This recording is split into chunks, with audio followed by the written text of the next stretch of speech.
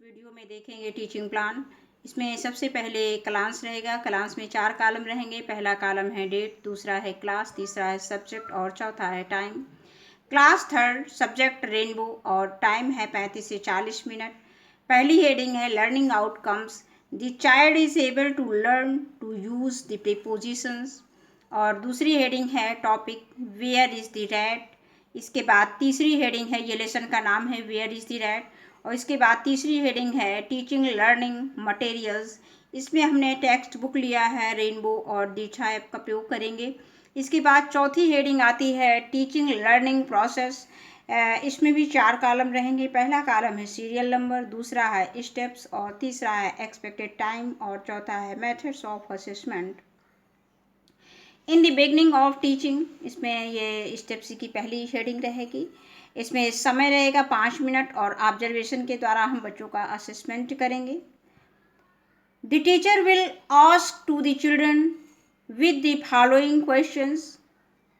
They will use both English and Hindi words and sentences during the discussion. इसमें हमने कुछ प्रश्न लिए हैं जो बच्चों से हमें पूछने हैं। पहला प्रश्न हमने लिया है कि where is the duster in the classroom, where is the chalk in the classroom, where is the mat. तीसरा क्वेश्चन है। और भी चीज़ें जो हमें क्लास में दिखेंगी हम उसको इंडिकेट करके बच्चों से पूछ सकते हैं कि ये चीज़ कहाँ पर है। जैसे हम क्लॉक पूछ सकते हैं, कोई अगर पोस्टर लगा हुआ उसके विषय में पूछ सकते हैं कि पोस्टर कहाँ पर है।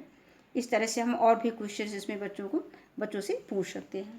इसके बाद आगे देखते हैं इसी की अगली हेडिंग इसमें आएगी। दूसरी हेडिंग है मिड ऑफ द पीरियड। इसके लिए समय है 20 से 25 मिनट। ऑब्जर्वेशन के द्वारा हम बच्चों का असेसमेंट करेंगे। The teacher says to a student, open your textbook Rainbow, page number 52, lesson 15. Where is the rat? The teacher show the picture to the student and discuss about the picture and read the lesson with correct pronunciation and all students follow the teacher. Now the teacher will ask the student to read the lesson aloud. While the students are reading individually, the teacher goes around the class, observe how well students are reading the lesson. He motivates students by patting their back and help those who are not able to read correctly. In between, teacher will write the difficult words and their meaning in Hindi at the blackboard. इसमें हमने word meaning लिख लिया है। In mean में, on mean पर, under mean नीचे। इसी के आगे देखेंगे।